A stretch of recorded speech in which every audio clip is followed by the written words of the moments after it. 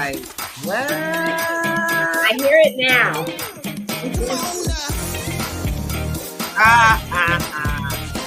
See, I know, look, my sister can rock with me. I already know. Welcome, guys. Good morning.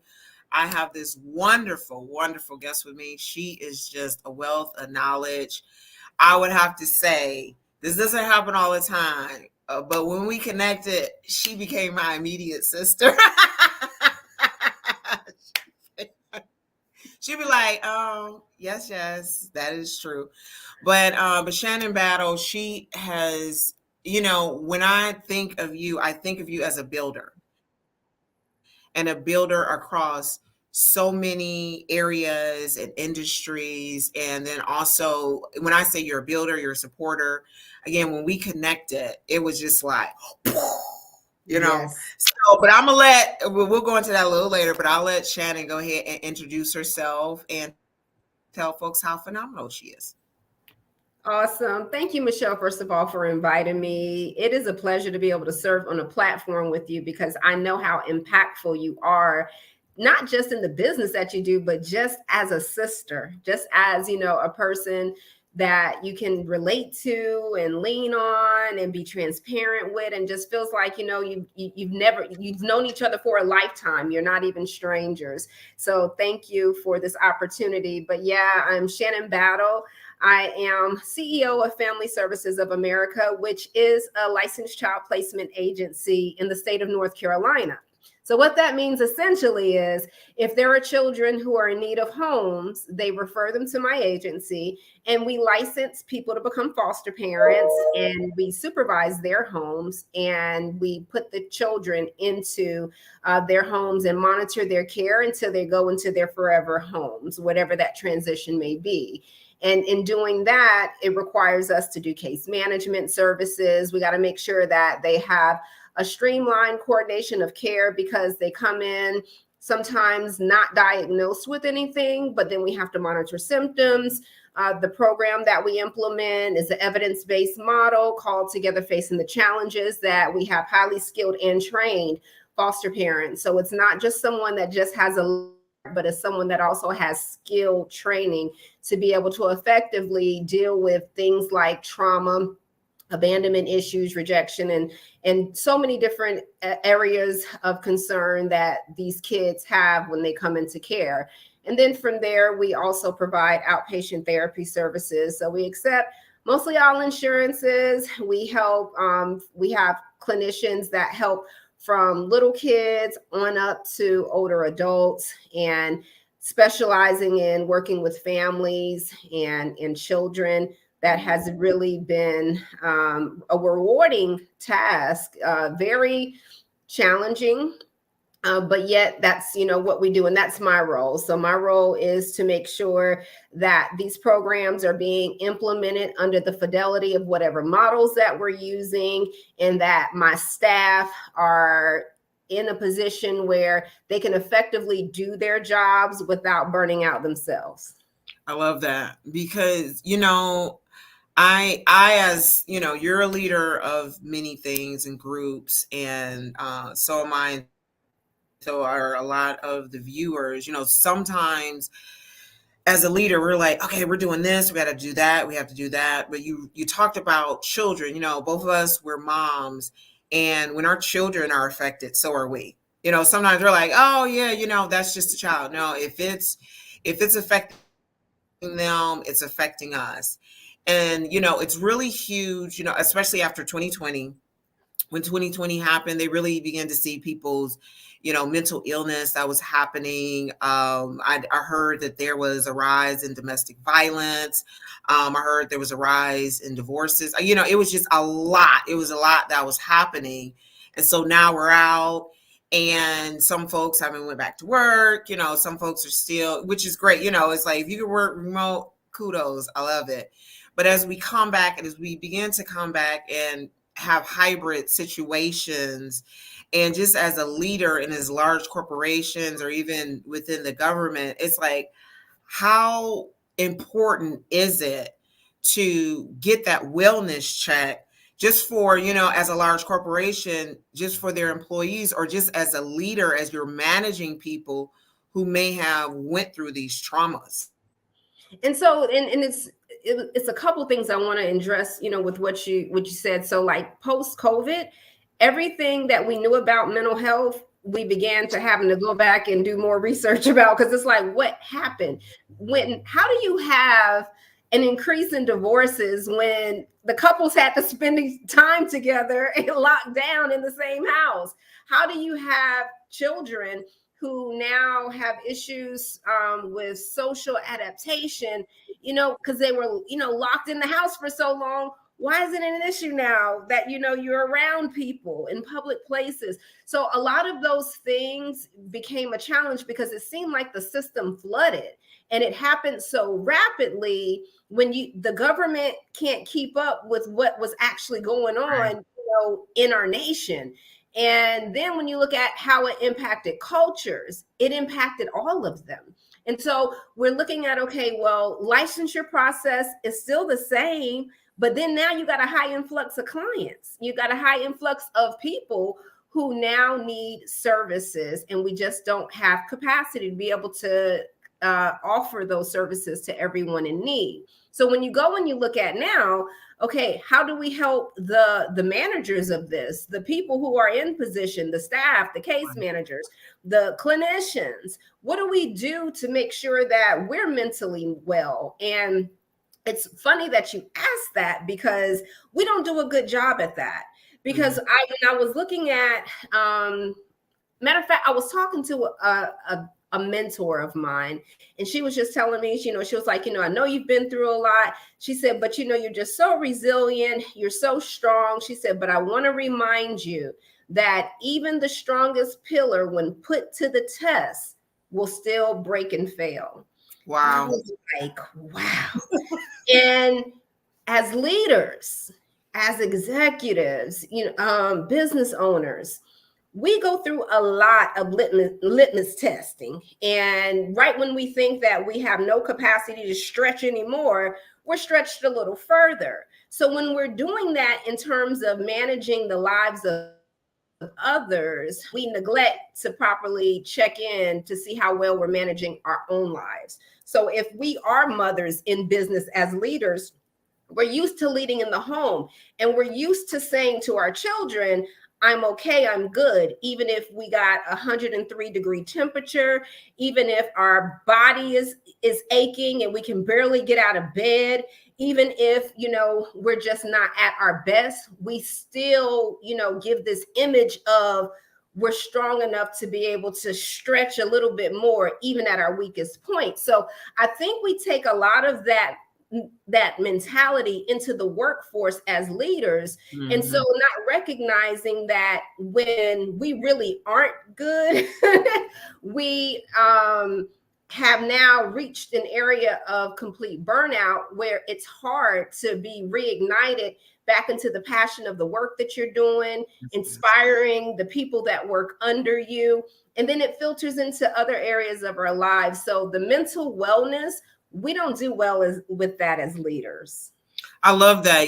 When you said that, I remember when I moved from North Carolina to Atlanta, and we were doing group sessions, family sessions, in my two youngest.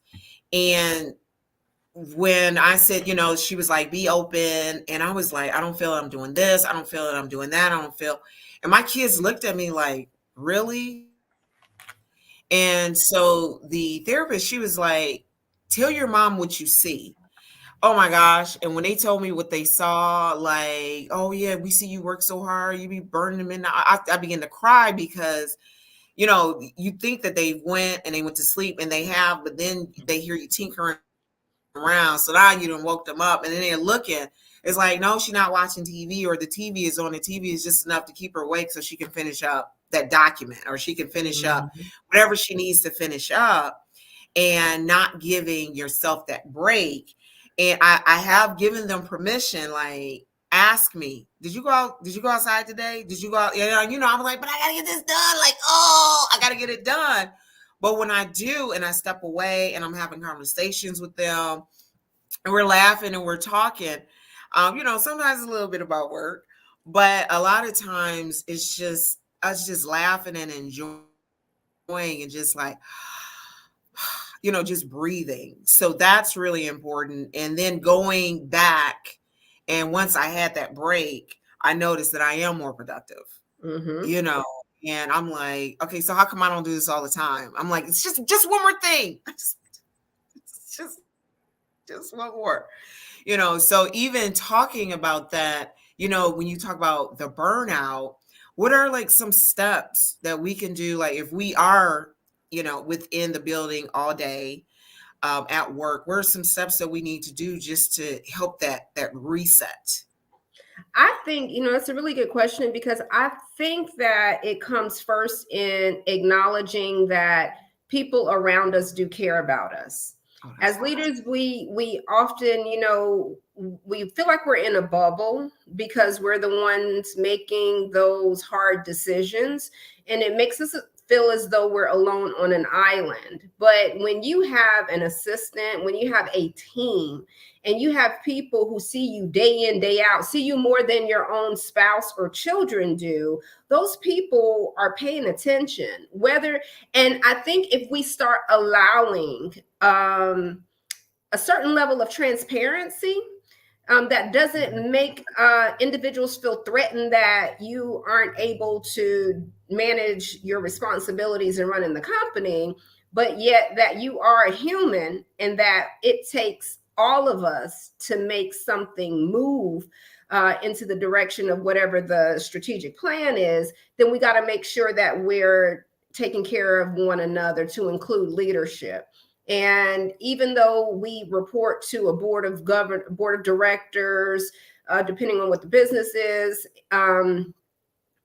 unless you're a small business and you're the owner and you have no accountability, you need accountability, is what I'm saying. So that's how you start with identifying if you have, gotten into the area of burnout. Because think about it, we burn out with children, raising kids, but guess what, we're raising them 18 years and don't have another one behind that. Then you got to tag on another 10 years to that, so you may be 28 years good in and have Yes. already burnt out, but yet you're doing and you're showing up. I take a break and then I can go again and I can sprint again until I get exhausted, depleted, fall out, and then take a little break again, and then I can get going again. And that is how we operate our lives, instead of just looking at, okay, how do I make consistent progress without having to collapse and then be able to get momentum again? How do I steady my pace and still be as effective in doing my job? So I think accountability is the first step.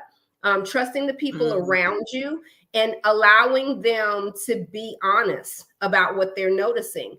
We talk about things that we observe. So if I see that you coming in flipping out every day, and this is not normally you, it's letting me know something is going on. It may not have anything to do with work, but something is happening, and it's happening consistently. So if I'm your trusted assistant, should be able to come to you and be like, Michelle, I've noticed for the past 5 days that you've come with a really irritable mood. Is there something I can do that could help?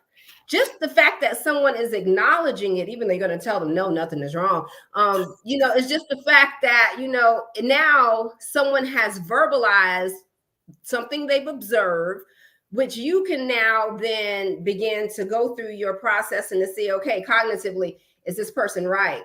Is this person, making an accurate assessment? What's going on with me? Now questions can start ruminating, and you can start playing through in your mind to then make the next decision on how you begin to address it. That's huge because, again, if that's not me, and you're talking about that consistent, it's like, what can we do consistently, so I don't have the ups and downs, and just even within organizations, I know how important it is that I've seen that they begin to commit to a positive organizational image. And for you, like, what are some things that an organization as a whole can do for their employees. I hear different things like, okay, we'll offer this service, but then how do you help them actually take the service or take advantage of the service without that stigma? It's like, being within the Black culture. So for me, being a Black culture, being a PK kid, growing up in the church, it was like, oh my gosh, you don't believe in the Bible and you're going to see a therapist? Like, oh my goodness, and you got crazy people running all around the church, need to see a Yes. therapist. So if we look at just the organization as a whole, what are some things that they can really tell their employees, like, this is for you? There's no judgment. You need it, because in the end, if we look at the end, that if we're more productive, then people, organizations' profits go up. So we're just talking about money. What can they do to make sure that their profits are going up because their employees are getting the mental wellness that they need? Your employees are most productive knowing that you care. When they know that, even if they have a high pressure job and it's more hours of work in the day than it seems free time, if they know that their leadership cares, then they're going to show, oftentimes they're going to show up. But not caring just to the point of, you pay me money and give me bonuses every time, but you also care about my well-being. Mm-hmm. And I think when we're looking at the images of our companies, we need to go back and assess the climate of our culture within our companies. How well are our staff dealing with just daily life and pressures? They used to tell you back in the day, and I don't want to tell my age by saying this, leave your problems at the door. Well, how do you really leave a problem at the door when the problem is the problem and it's stationary in your mind? It Mm-hmm. doesn't go away. But how do you effectively find time to complete your daily tasks and still come up with strategic planning to map out how to resolve those problems? With you and how you teach organizational leadership and strategic planning, and the building the infrastructure of these companies, there needs to be some type of objective in their strategic plan that addresses company wellness.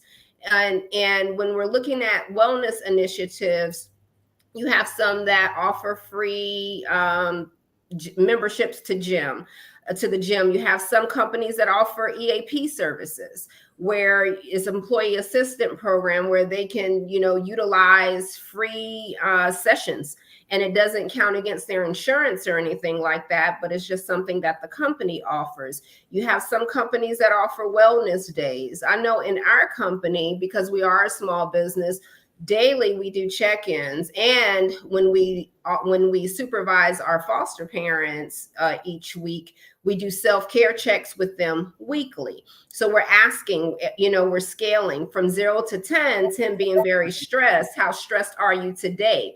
And where were you last week? And then we make comparisons. What happened between last week and now if we see a big deviation in that score?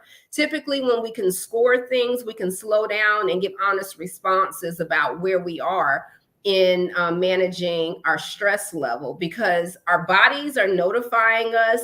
You have people who excessively use energy drinks, they use caffeine just to be Mm-hmm. able to get through the day, because if you remove that stimulant from them, they're going to crash and burn. And so they have to have something that always, keeps them revved enough where they can just go home and pass out to start the day again. So when you're looking at, okay, what are we doing within our organizations? I think we should be checking in daily. I think every company should have something in their CRM platform, email system, where it says, how are you doing today? Just a basic, Ooh, I just like a that. basic, if when they're clocking in, if we got to clock in and we got to log in, once, to start our day, is there a pop-up that can come up? How well? And then is there something that then can alert, your senior staff or your manager or supervisor of your department that, you might not be doing so well? But the stigma then comes in. If you think that I'm not doing well, then now how will that play against how you see me in my role and in my position, and how will it affect, my review when it comes time for me to try to apply for a promotion. So if you have to create a sense of safety, that you let people know that manageable stress, manageable mental illnesses such as anxiety, depression, it doesn't have to impact who you are and the character of what you bring to this job. I love that. I love that because we all have life events. I don't care what size, color, male, female. We all have life events, The great ones are marriage, yay, and birth, that's exciting. Graduations, unfortunately, divorce, death is a part of it. And I was just talking with my youngest daughter about the different stages, but how you have the different stages of grief. But then what if you don't fit in those stages? Like I remember when my late husband passed away, and I like shoes anyway. But when I it was like one day I woke up, I had boxes and boxes of shoes that weren't even my style. They weren't my style. It wasn't anything. They were cute. It was like trying to fill that hole, whatever that was happening. And I had to get them shoes away, girl. I was like, do you know the money I could have saved? But again, it was like, because I have my own business and I'm talking to different people, and they're like, oh my goodness, how are you doing? But really, really having those conversations. And unfortunately, his passing happened in 2020. So when it was therapists, like trying to find one was close to Yeah. none. It was stretched out of this world.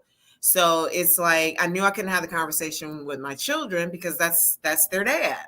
And then it was like having the conversations with my sister as much as I could be. But 2020, it was just really, really stretched. And then, like I said, when I came to it, I was like, those some cute shoes, but I can't wear them things. I was like, why did I buy them? So again, that may not have been the healthiest, but as in consumption, I didn't over consume in certain things.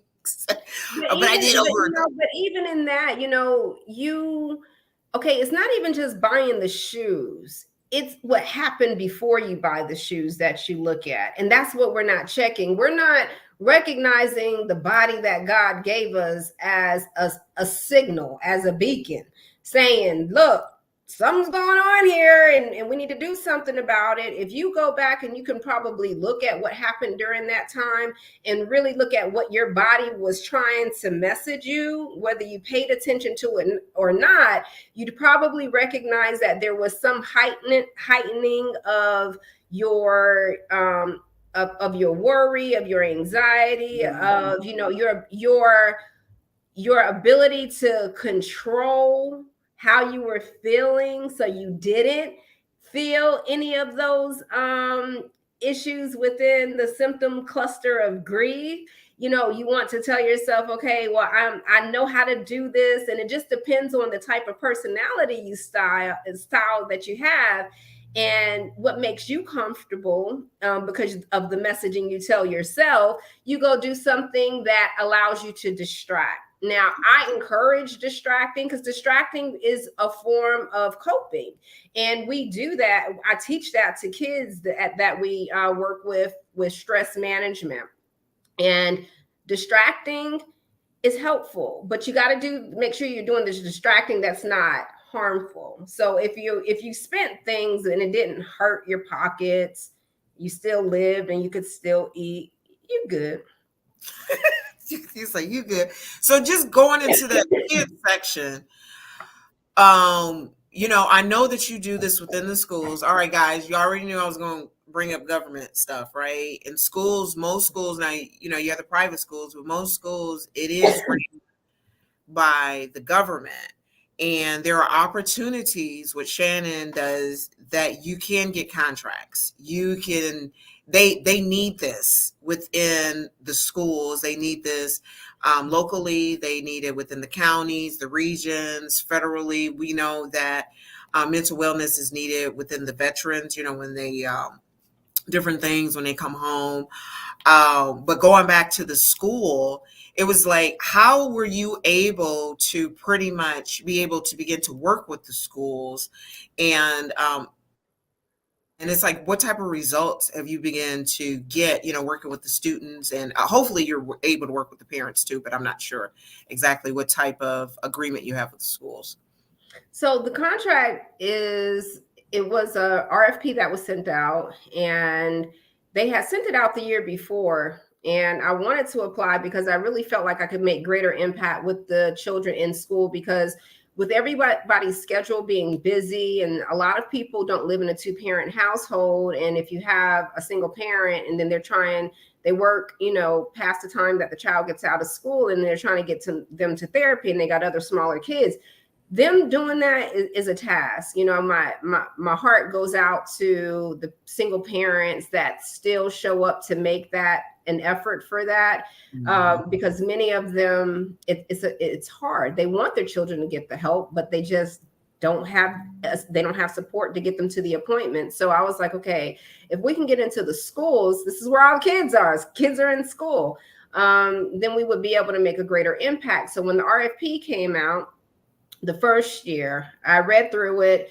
And as I was looking at some of the responsibilities, I said, let me increase capacity a little bit more before I apply for this. So I didn't apply for it the first go round, but I did prepare myself for the next time. And so when it came out, I applied. I had my recommendations already in place, because I knew when they were going to be around the time frame when they were going to be resubmitting it. And then so when I applied, then they selected our agency, and we were able to start doing the services. So we have about 88-ish schools in our county. So I live Fayetteville, Fort Bragg. We have a lot of military people here. So they are active duty, and a lot of veterans, they retire here. Great place to raise your children and your family, and live comfortably after work life. But we work with a lot of those schools, and by having the clinicians there is showing them that, look, somebody is here, somebody is present. And you just do what you're supposed to do. You just do what you can. You do what aligns still with your company's vision. You follow whatever the guidelines of the school is, which isn't, it's not too stringent, because, you're doing therapy. They give you a room, but, you're able to actually help the child right where they're at, help them to reset so they can refocus and have greater academic success, because we try to separate academics, what's going on at home and all that. It don't work. Them kids coming to school, and they gonna show out with whatever's been happening at home. And that's why these teachers are having problems.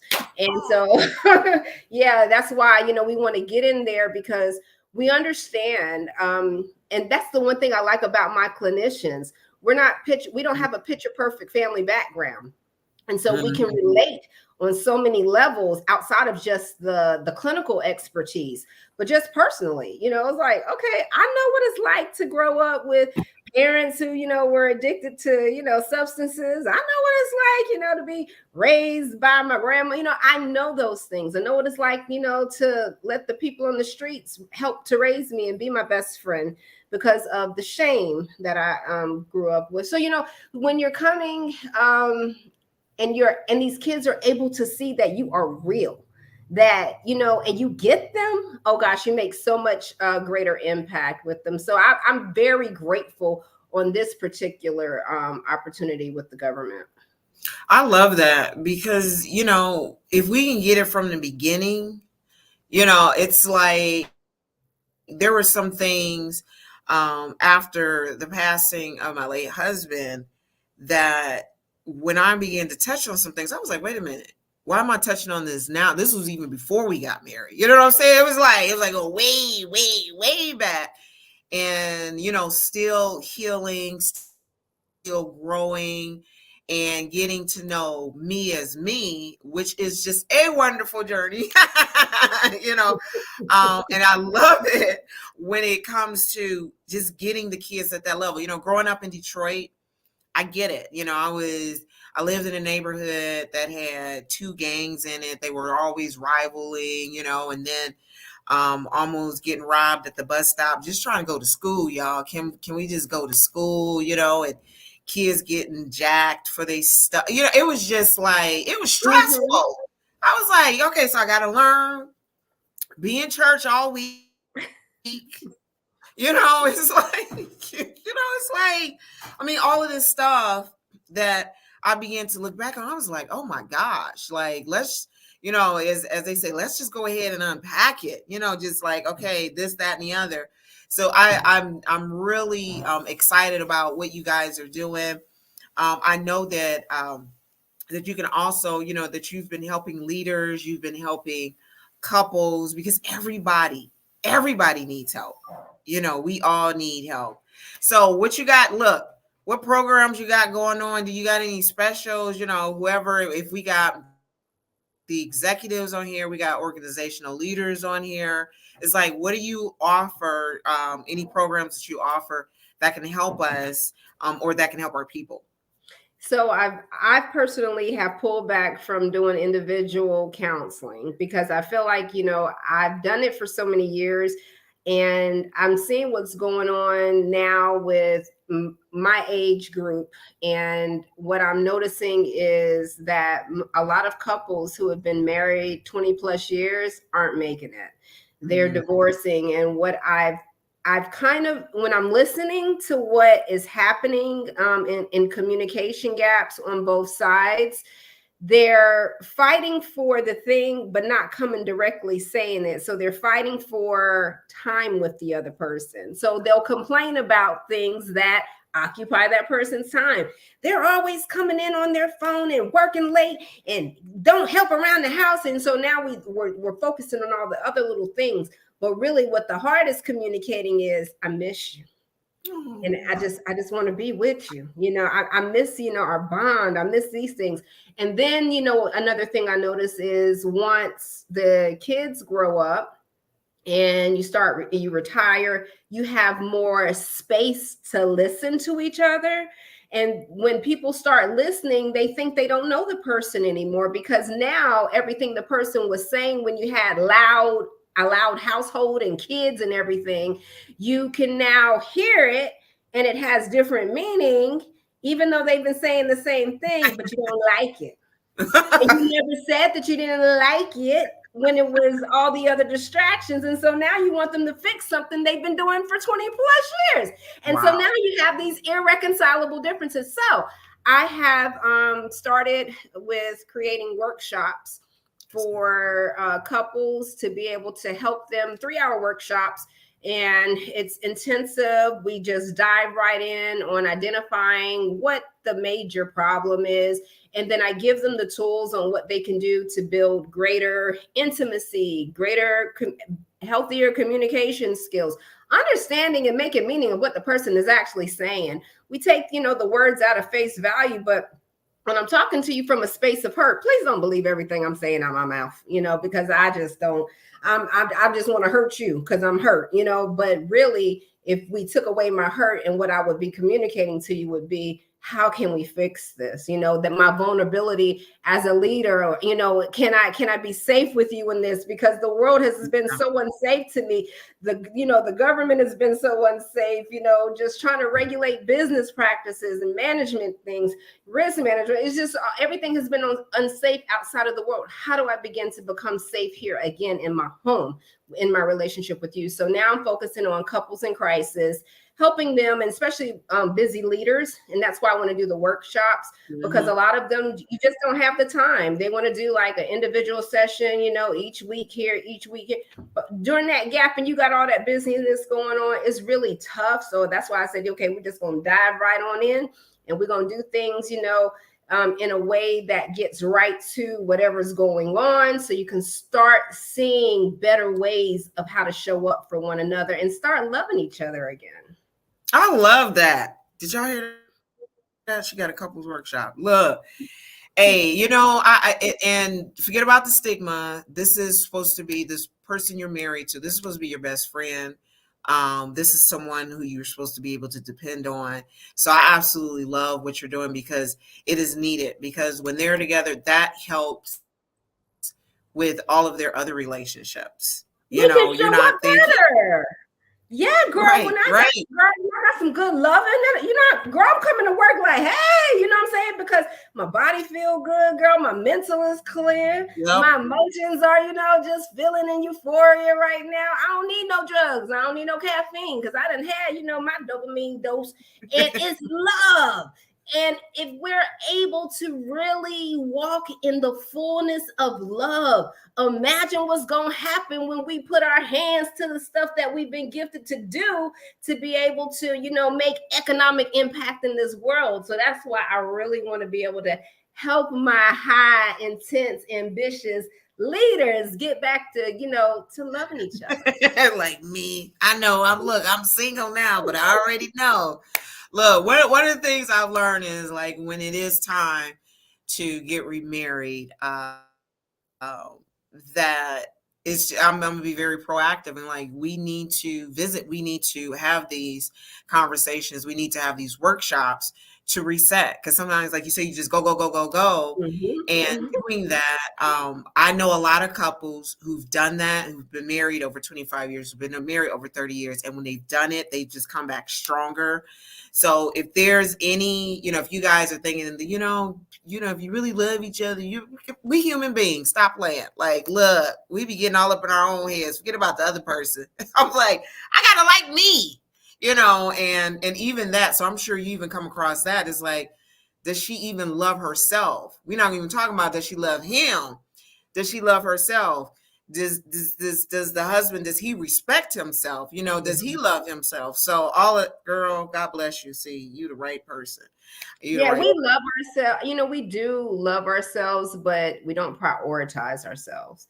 If we're able to get up and show up and do the things, the hard stuff, and do things that we really don't want to do, I mean, that ain't operating in hate, you know. So I really want people to give greater credit to, you know, who they are, and just, you know, really embrace the fact that, look, I may have not done this well, and may not allowed myself to learn myself in a better way and properly developed in learning who I am today, because everybody was always happier with who I was before, but, you know, it doesn't make me happy with, you know, what I've become today because of those experiences. So if you figure out, how do I balance that out? How do I show up as a leader, as a Black woman in this workplace, but not have to be deemed as, you know, being, you know, critical, hard, being, you know, an overachiever, and, you know, looking at all of those things that come with it. I've worked hard, but, you know, how can I still show up as a person that, you know, is very approachable.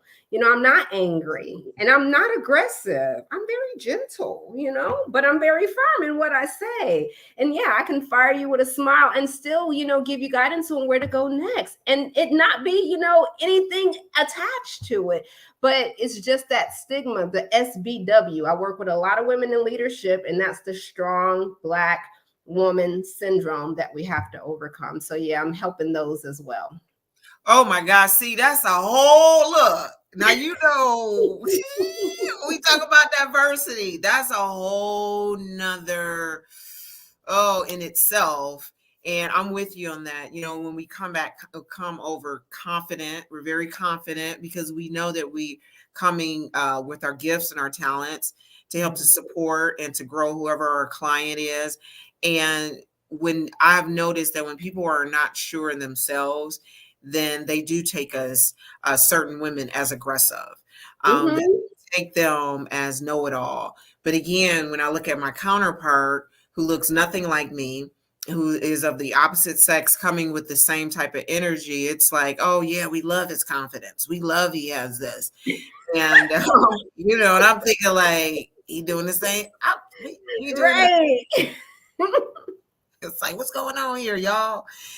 So even getting over that and just realizing that that's not going to shake me. I know I'm gonna have to bring you back, Shannon. I'm gonna have to bring you. We're gonna have to just talk about that piece. That diversity piece is huge. I'm like you. I help with diversity to help executives and leaders go to the next level. Believe it or not, it doesn't matter what you look like, who you are, male or female. As you grow old, there's ageism. So there's prejudice there. Um, People of color, racism, there's disabled folk, it's so much. And that I'm sure, you've seen it, is because we're not sure who we are. And the thing, and this culture, what culture is saying, and things like, it's just a lot of whatever. Get us right. Get us right, Shannon. Get us right. I'm gonna try, but you know what? I'm trying to figure this out too myself, girl. Especially when you start, when you start doing things that you ain't never done before. Sorry, haven't ever done before, and because I get passionate about that. So we didn't talk about my other business, but I'm a general contractor for a construction company. So when I'm going, my industry is nothing but male, white male. So when I'm going in and I'm over here having to go through an inspection, and then you over here trying to check, my work outside of policy because you want to see something else. No, please tell me what regulation that, I didn't follow. And then I'll bring it to compliance to that, but not because you want me to do extra work and then not pay me for it. Oh no, we're not doing that. So then when I come out and I start talking, and then I have to use my body expression to convey my meaning, that, oh, that's it. They want us to stay in our place. What is my place? Please explain that to me. So I get it. Right. No, that's huge. The male dominant industries, there is no more male dominant industry. So even though it may be 50 of y'all there, y'all need that diversity. I don't care what industry that we are in. We need that diversity. And hence, that's why we have the government minority certifications, because if you guys haven't gotten it, Shannon, she has hers. She knew she needed to get it, and she's rocking it out. She's doing some big things. I know it's like her and I, we talk every so once in a while, and I'll be like, do it. Look, she calls me, say, Michelle, blah, blah. I'm like, do it. I know. She'll be like, did you hear all it? Just do it. Just do it. Do it. But because she a boss, man. And that's that accountability. And I love that. That's that accountability. Yeah, absolutely. Because once she tells me, once I'm saying doing it, she already told me, she was like, I need you to make a kit out of that.